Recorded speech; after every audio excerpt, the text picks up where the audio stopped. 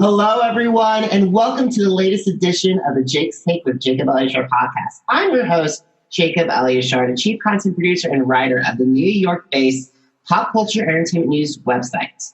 I am so delighted to have this incredible lady with me today. She is a Grammy award-winning producer, songwriter, and musician. Her music has appeared in various media, including the 10 Things I Hate About You TV series, the 3 Billboards Outside Ebbing, Missouri, Tracy Ullman Show, and in Benny Ullman Guys. And she's also the founder of her own label, LV Music.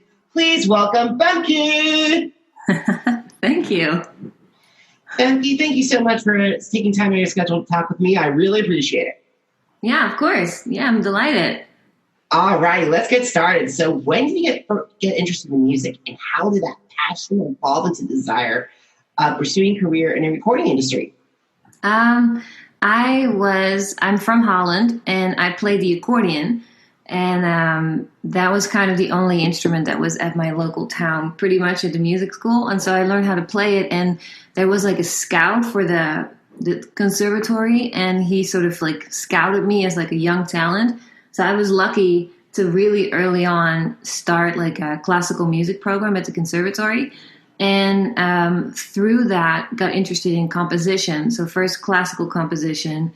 And then one day, a friend invited me to come record my accordion in the studio. And that's when I realized I want to be on the other side of this window. I want to be part of the studio process. So that's how I kind of got into the studio world. And the way to audition for that program was to write and record 5 songs. So that's when I wrote 5 songs. I'd never written a song before, so I had to learn guitar real fast and sort of, write a song and record it. And then that's how it all kind of got started. Awesome. So let's talk about the songwriting process. So can you describe with my listeners your songwriting process from conception to release? Yeah. So it's different if I'm the artist. So if I'm the artist, it's much more pain, sweat, and tears kind of process, because it's very much coming out of my own experiences. And it's really important for me to sort of tell my story. So I can be such a perfectionist. It takes a long time for me to write my own songs. But I do a lot of co-writing with other artists. And that is always much more of a process where I'm there for them, so I'm trying to make sure I ask the right questions and I draw the right stuff out of them so they can really tell their story. And then often I produce everything myself. So I play the instruments, I have a little studio at home, and just kind of, build the frame around the song to make it as true and authentic as possible, and then release. Awesome. So what have been some of the challenges that you faced throughout your career, and how did you overcome those obstacles? I think the biggest challenge has always been me thinking that I can't do something. It's kind of, when you start writing a song, you sometimes wonder, have I really just written all these songs before, and do I still know how to do it? So there's like a certain aspect of insecurity that comes with continuously creating and wanting to get better. And so sort of the biggest challenge, and I think the forever continuing challenge that a lot of musicians and songwriters have is sort of that imposter syndrome of like, can I do this, and can I still do this? And do people want to hear this, and is it worth doing? And I feel like that's always, and that really drives me too, because then eventually I want to prove to myself, like, no, you can do this. Let's try this new thing. Let's try to learn how to play drums and record drums. Let's expand on your knowledge. Let's keep learning so you can always get better at what you do and never really get stuck. So, that's kind of it. Awesome. So you started your own music label, LV Music. So Yes. Why did you decide to create a record label over like a songwriting pub versus a songwriting publishing house? So the thing was, I was working with a lot of artists as a producer. So I had a manager who was kind enough to see something in me as a producer, and he connected me with all these artists from all over the world. And the idea was to create their first EP project and then sell it to a major label. And so very often when that process started happening and my manager would take the project to a major label, something would happen in the process. So either the major label, the guy who was interested got let go, or the artist wasn't ready, or the artist got signed, but then the major label put them on hold. So there were all these things happening that were kind of telling me that a lot of the times when the music was ready, the artist actually wasn't ready to really go full steam. And so I thought, what if I start my own label where the emphasis is really on the artist development and really focusing on like, who are you really and who do you want to sound like, instead of a label telling them who to be. I thought, what if I can help the process of giving an artist ownership of their own creativity? So by slowly growing numbers and releasing as much music as possible and having them grow within their sound, the artist would eventually find the thing that would become successful. And when you then go to a major label, it's undeniable. Like, they have to just do that. The label can't suddenly come back and say, well, we want to sign you, but we want you to completely change everything about yourself, because the formula has already proven to be successful. So that's why I started the label, to really give an opportunity to those artists that I thought had to be heard.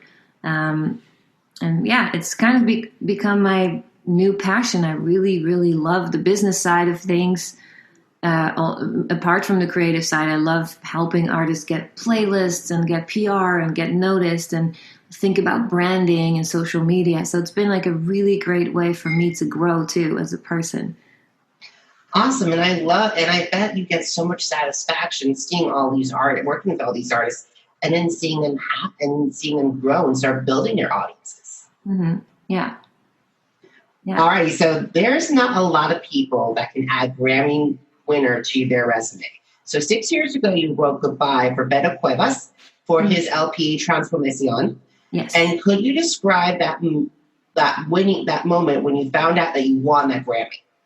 Oh yeah, it's a very strange story. So I was with my parents in Holland, and I was sitting on the couch, and there's obviously a big time difference, so it was really late.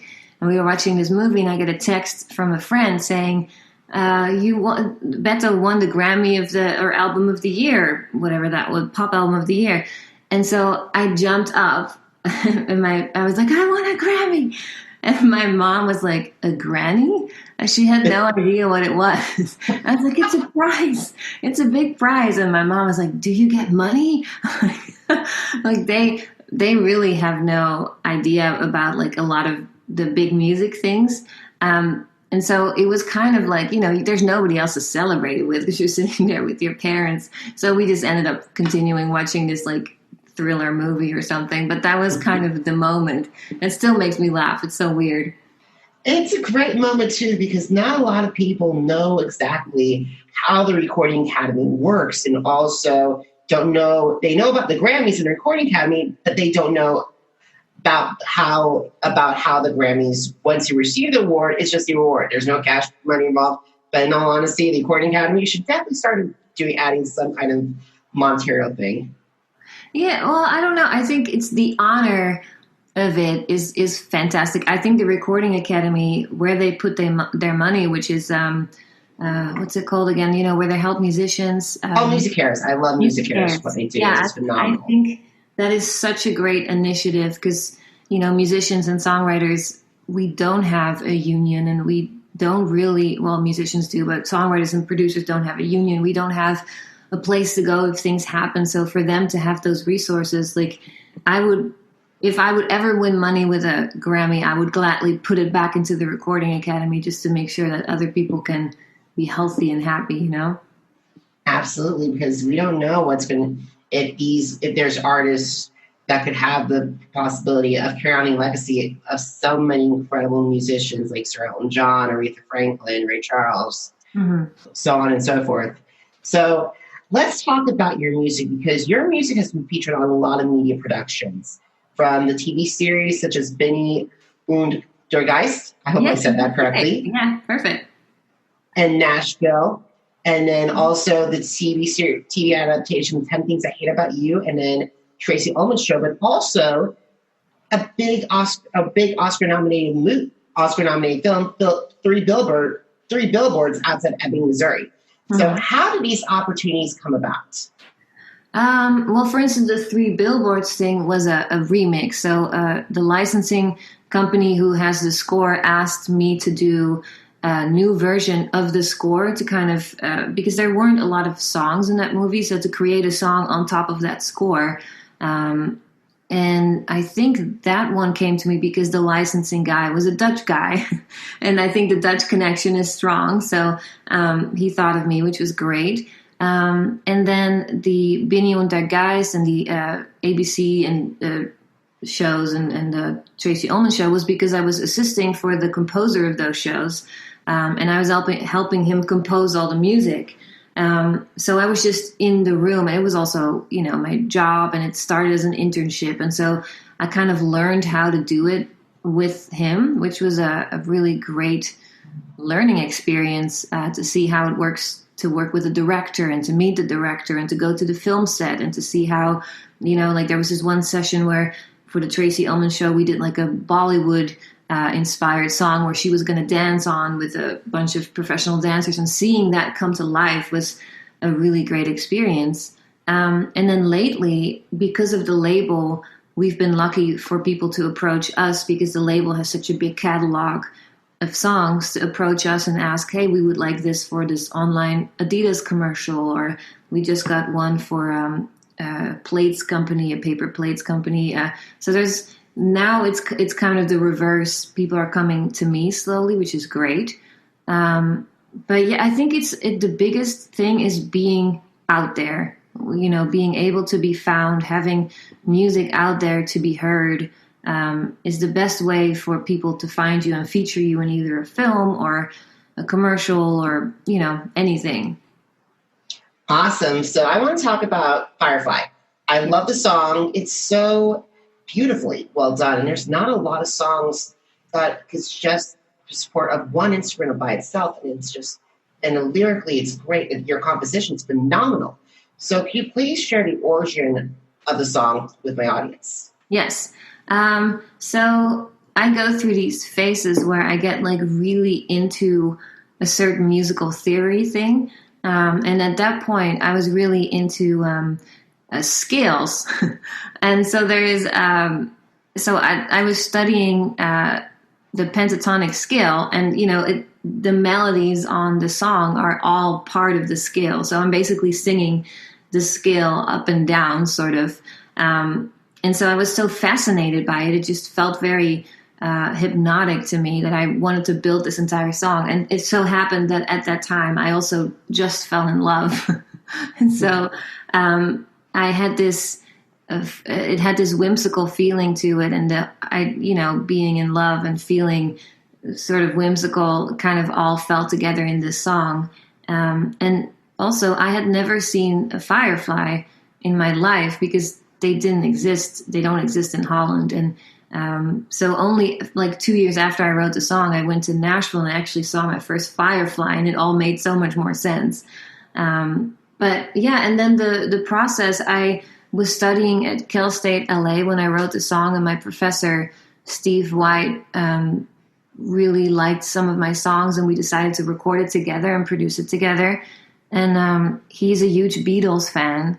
And, the Beatles went through sort of like an Indian phase with tablas and stuff. So we really decided to incorporate that sound into Firefly. And that's kind of how it all came together. Awesome. So who are your dream collaborators? Are there any on your bucket list of singers, songwriters, and producers, and how would they enhance your sound? Yes. Well, I'm a huge fan of Paul Simon, so that would be like the ultimate dream come true. Even just meeting him would be like so great. But I love modern, like I love Troye Sivan. I think he's fantastic. I love Jeremy Zucker. To me, those are two songwriters, or I'm totally spacing on the name, but to me, those are great writers who have like also a unique vision, audio-wise. Billie Eilish, the same thing. Her and her brother have this. Phineas. Yeah, Phineas. They're so unique, not just together but separately. I would love to work with them. I think they are all fantastic people. Yeah, and Paul Simon and Joni Mitchell are like people I just want to meet, I guess, because if I would ever have to write with those people, I think I'd be so intimidated. I wouldn't, feel too much. But here's the thing. You mentioned some incredible names, and I think having that Paul Simon moment would go beautifully with with his guitar and with your vocal and his vocals plus your vocals and your incredible music theory stuff. You guys would have a really good and powerful song. Yeah, I would hope to think so. Yeah, I think he's absolutely the reason why I came to America to study music is because of Paul Simon. And that's incredible. So let's talk about social media. Mm-hmm. So what are some of your favorite platforms? So including that you connect with the audience, like do you prefer Facebook, Instagram, YouTube, and why do they stand out? I think my favorite platform would be Instagram and Facebook.